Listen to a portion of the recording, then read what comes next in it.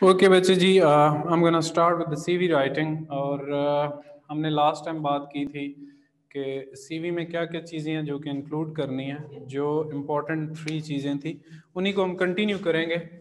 और आज हम बात करेंगे कि सीवी में जो चीज़ें हमने ऐड करनी है प्रॉपरली। मैं सारा स्टार्ट कर रहा हूँ right from the beginning to the end, और जो जो चीज़ हमने लिखनी है वो सारी की सारी मैं लिख रहा हूँ। प्लीज़ अब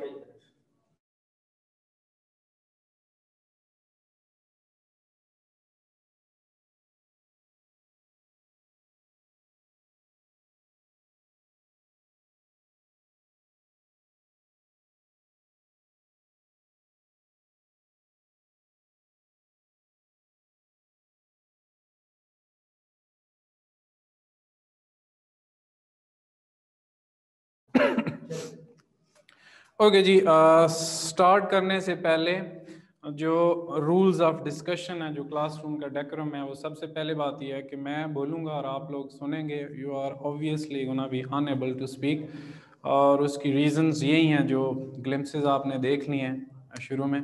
तो जिन लोगों के कोई क्वेश्चंस होंगे they can share their questions in the right WhatsApp group, और वहाँ पे फिर आपकी क्यूरीज को definitely will entertain and definitely I will answer those questions which you have. So I'm going to start with now. Please write it down, everything that I'm going to write it.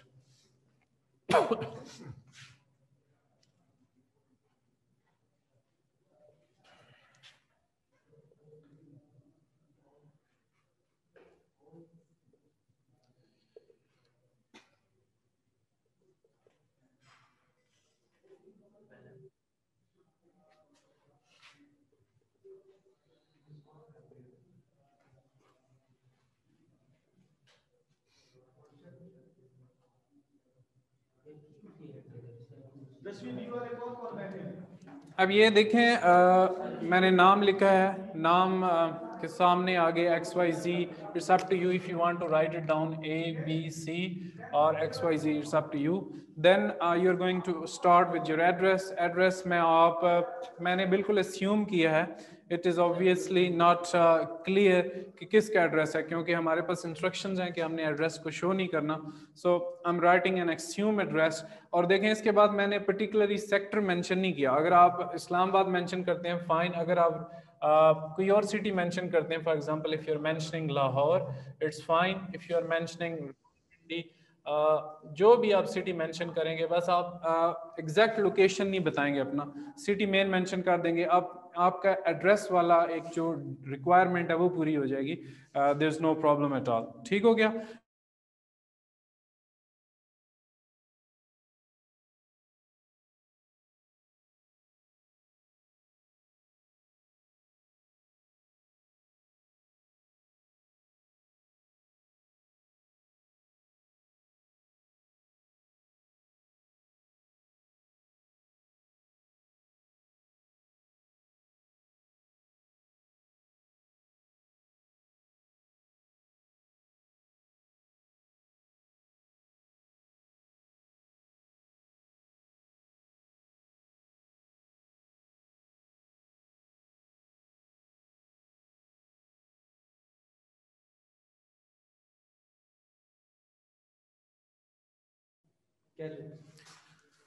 Okay जी, sorry for the interruption. I am gonna start.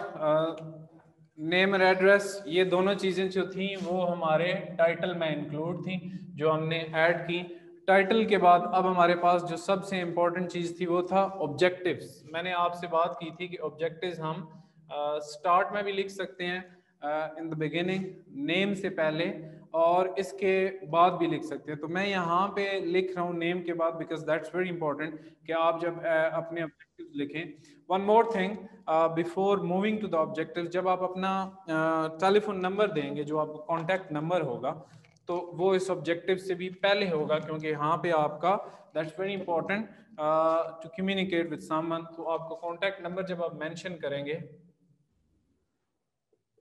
अब यहाँ पे this is very common 03, क्योंकि ये mobile number है हर एक का, यहीं से स्टार्ट हो रहा है 03।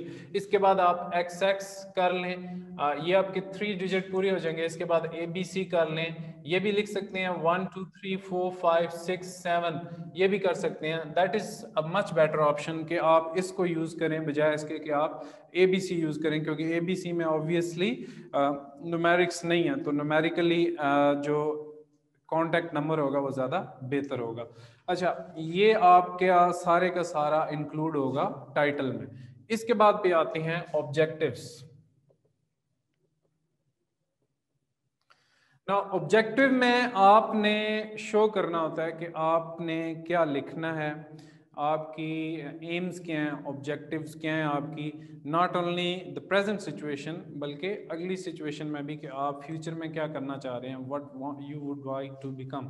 तो ऑब्जेक्टिव्स में हम लिखेंगे, सबसे पहले हमने ऑब्जेक्टिव्स में दो चीज़ों को डिस्कस करना होता है। एक तो यह है कि आपके पास जो कैपेबिलिटी है, जो टैलेंट है, and then the qualification that is meeting for the sake of your future pursuit, जो कुछ भी आपके फ्यूचर्स में लिखनी है। तो मैं एक सेंटेंस, दो सेंटेंसेस लिखूंगा यहाँ पे।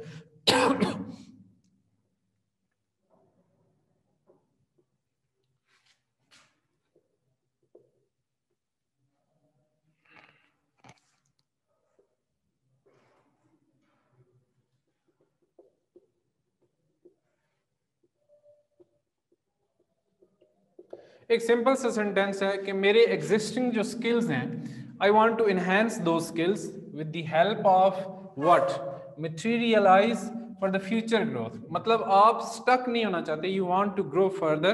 तो आपकी जो एग्जिस्टिंग स्किल्स हैं उनको आपने यूटिलाइज करना है, and then you want to become good person in the future, और फ्यूचर में आप उसी प्रोफेशन में ग्रो करना चाह रहे हैं। So these are your obviously objectives. बस ये एक सेंटेंस में, दो सेंटेंस में भी हो सकते हैं। Some time people prefer to write down one paragraph, मतलब आप 3 से 4 सेंटेंसेस में लिख लें, it is fine, no problem at all. मतलब ये 3 से 4 सेंटेंसेस में हो जाएगा, कोई मसला नहीं होगा। अच्छा, ऑब्जेक्टिव्स वो वाले थे जो कि इट्स ऑप्शनल, अगर आप लिखते हैं फाइन, अगर नहीं लिखते नो प्रॉब्लम, लेकिन आपका टाइटल इंपॉर्टेंट है। ऑब्जेक्टिव्स आ गए, ऑब्जेक्टिव्स के बाद आपकी जो थर्ड पोजीशन पे आने वाली चीज है वो है आपकी क्वालिफिकेशन।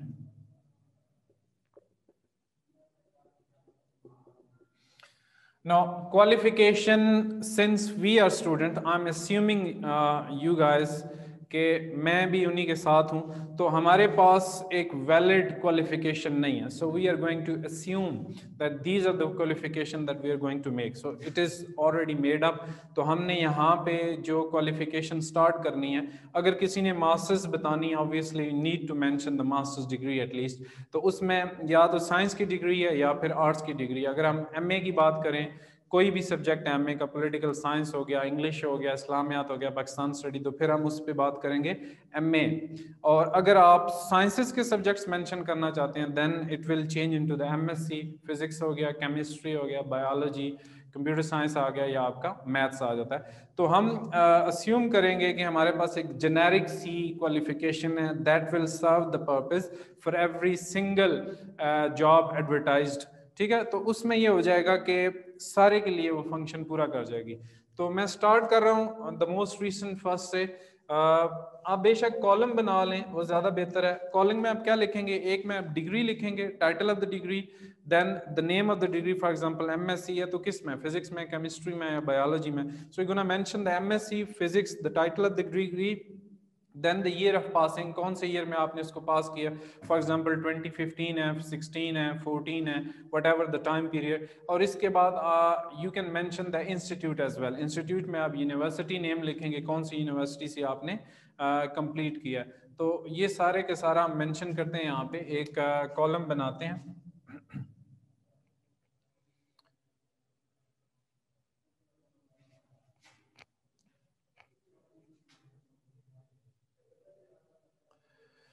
ये आपकी फर्स्ट ऑफ ऑल एमएससी आ गई, title, then the degree in which you did. For example physics में आपने एमएससी की, and which year you completed. For example you completed in 2018 कर लें आप। नाउ यूनिवर्सिटी आप XYZ यूनिवर्सिटी आप लिख दें यहाँ पे, that's better because you don't want to show again your exact location और द थिंग्स। अब ये आपकी एक आ गई। इसके बाद obviously you did your BSc और BS। अब जो कुछ भी आपने किया इट्स अप टू यू, उसमें भी आप ऑब्वियसली मेंशन करेंगे since you are pursuing the physics degree, तो आपकी यहाँ पे भी फिजिक्स ही हो सकती है। मैथ्स में भी आप बता सकते हैं कि मैथ फिजिक्स जो भी आप बात करना चाहते हैं यहाँ पे बता सकते हैं। और it must be 2 years later, 2 years before, तो यहाँ पे 2016 होगा। अगेन XYZ यूनिवर्सिटी, जो भी आपकी यूनिवर्सिटी मेंशन करेंगे। नाउ FSC आपने की और यहाँ पे आप मेंशन करेंगे साइंस, और साइंस में आप ये भी मेंशन कर सकते हैं, इंजीनियरिंग मेंशन कर सकते हैं, और प्री मेडिकल मेंशन कर सकते हैं, जो भी आपने मेंशन करना है। और ये आपकी आ गई 2014 में, और यहाँ पे आप मेंशन कर सकते हैं FBISC, it is fine, Islamabad. तो ये आपका FSC आ गया। यहाँ पे अब साइंस मैंने इस वजह से मेंशन किया है कि people have different trends. For example some people are appearing for the engineering, some people are appearing for the science medical. तो ये आपकी अपनी चॉइस है, क्या आप मेंशन करना चाहते हैं, दोनों आ जाएंगी। फिर सिर्फ प्रॉब्लम जो आपका मेन आता है वो यहाँ पे ईयर्स में आता है। ईयर्स को आपने गैप का ध्यान रखना है कि कितने कितने ईयर्स का गैप आ रहा है, और इसके बाद FBISC बोर्ड यहाँ पे लिख देंगे, there is no problem, since we are appearing in the federal board, तो यहाँ पे फेडरल बोर्ड में लिख दें, कोई मसला नहीं। देन कम द मैट्रिकुलेशन, तो मैट्रिक आपका जो भी था, साइंस में था, आर्ट्स में था, व्हाटएवर, तो आप यहाँ पे मेंशन कर सकते हैं। If somebody is like for example somebody did matriculation in arts, तो यहाँ पे वो ह्यूमैनिटीज मेंशन करेगा। और इसके बाद यहाँ पे आपका ईयर आ जाएगा 2012, और ये भी आपका FBISC मेंशन करने में कोई प्रॉब्लम नहीं है। तो ये आपके 4 कॉलम्स में ये आपकी क्वालिफिकेशन आ जाएगी अकॉर्डिंगली। तो क्वालिफिकेशन की रिक्वायरमेंट भी पूरी हो जाएगी। Now let's move on to the next one, and that is experience, the professional experience that we are going to write on. I am gonna rub it out, hopefully जिन लोगों ने देखा होगा hopefully they will definitely understand. तो मैं इसको rub कर रहा हूँ and will move on to the next stage.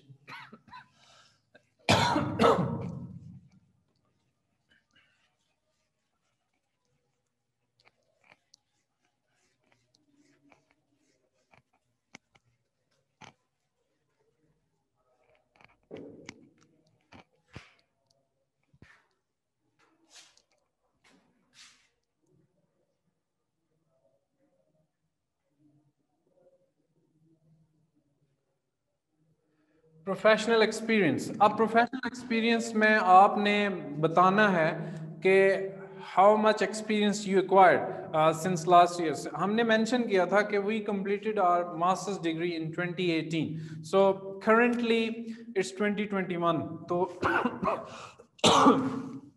3 साल का गैप है। So it means you must have acquired at least 3 years of experience, if not then at least 2 years of experience तो आपके पास डेफिनेटली होगा। तो हमने यहाँ पे मेंशन करना है experience. For example you worked in a organisation,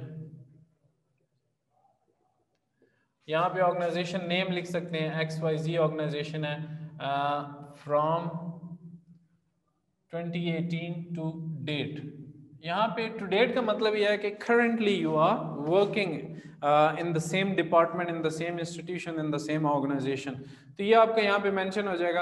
अब वर्क क्या किया आपने, आपने यहाँ पे कैपेसिटी भी लिखनी है। For example you are supervisor,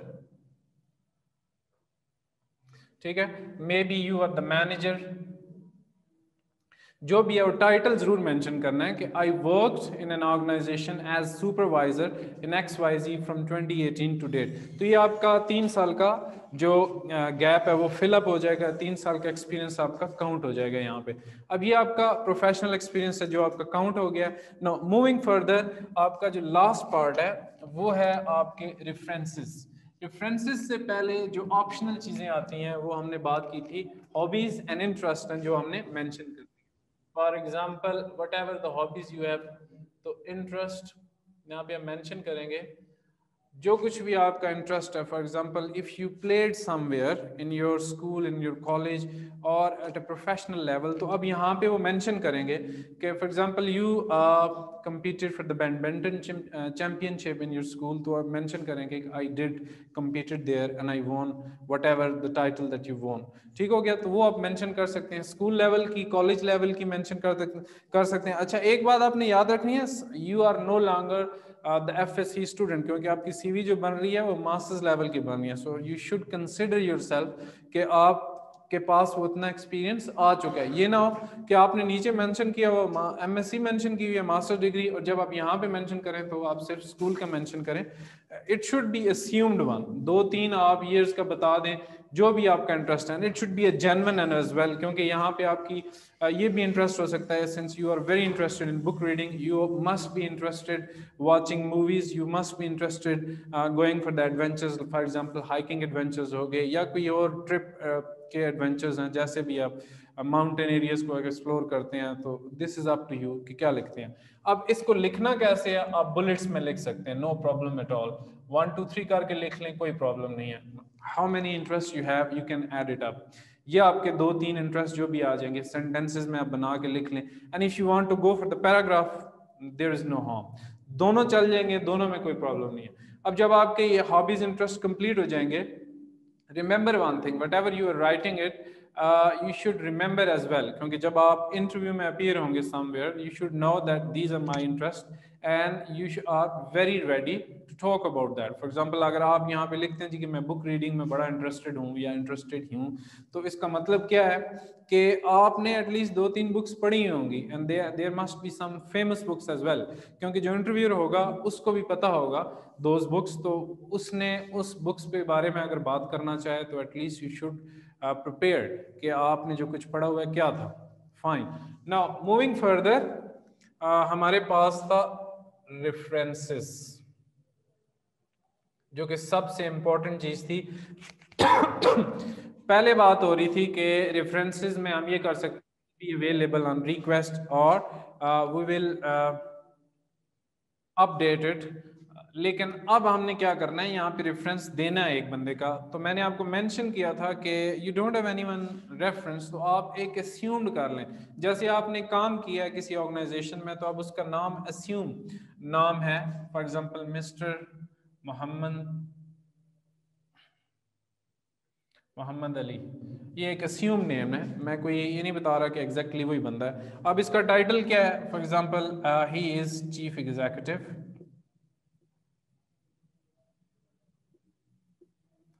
chief executive है उसी ऑर्गेनाइजेशन का जो आपने मेंशन किया था, XYZ ऑर्गेनाइजेशन.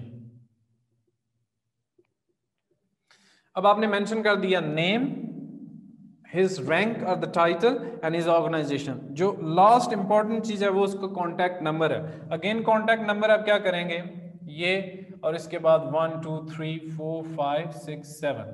तो इस तरह आपका ये वाला पार्ट कंप्लीट हो जाएगा रेफरेंसेस का, कि आप इस रेफरेंस को कैसे आप लिखेंगे. आपने याद रखना है कि पहले इसका नाम है. If you are giving reference someone who is female, तो यहाँ पे मिस्टर की जगह आप मिस यूज कर लेंगे, MS, और डॉट जरूर लगाना है आपने, और इसके बाद लिखना है कोई भी आप नाम लिख सकते हैं. For example very common name Ayesha लिख लेते हैं हम, तो ये आपका हो जाएगा, sorry yes it's done, miss Ayesha. ठीक हो गया.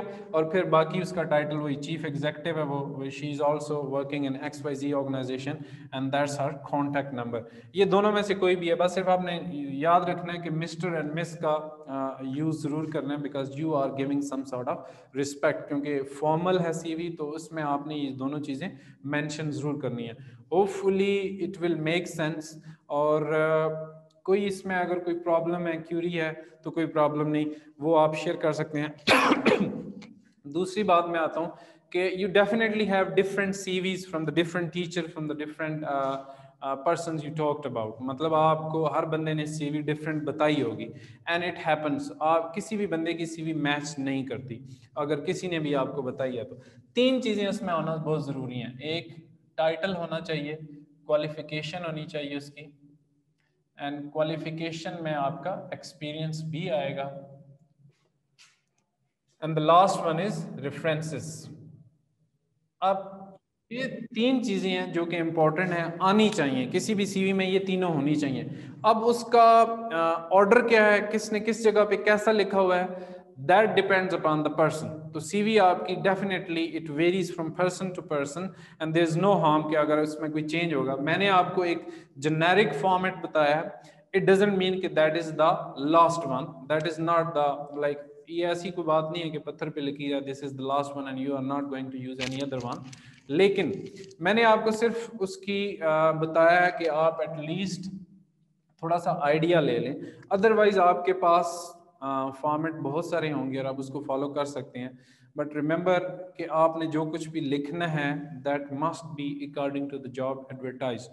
पेपर में जब आपसे पूछा जाए कि you need to write a CV about the media coordinator, तो अब मीडिया कोऑर्डिनेटर की मैच नहीं करती एमएससी फिजिक्स के क्वालिफिकेशन के साथ, तो आपने चेंज कर लेनी है क्वालिफिकेशन। मीडिया के लिए आपने क्या कर लेना है, एमए मैथ्स कम्युनिकेशन कर लें। अगर टीचर की जॉब है तो फिर आप एमएससी कर लेंगे। अगर वहाँ पे किसी प्रोजेक्ट मैनेजर की जॉब है you can write on MBA, क्योंकि ये उससे रिलेटेड फील्ड हो जाएगी।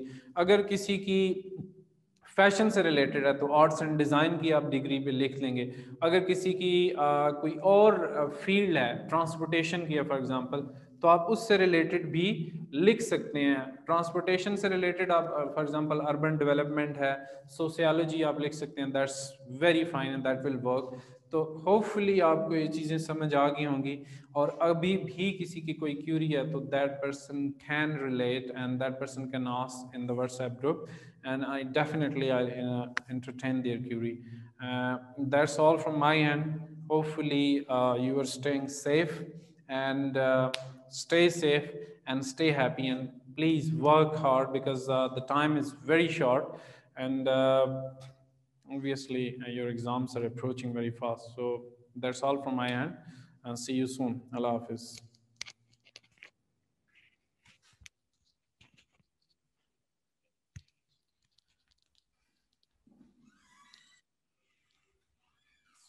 आ जाएं सर, आ जाएं प्लीज़।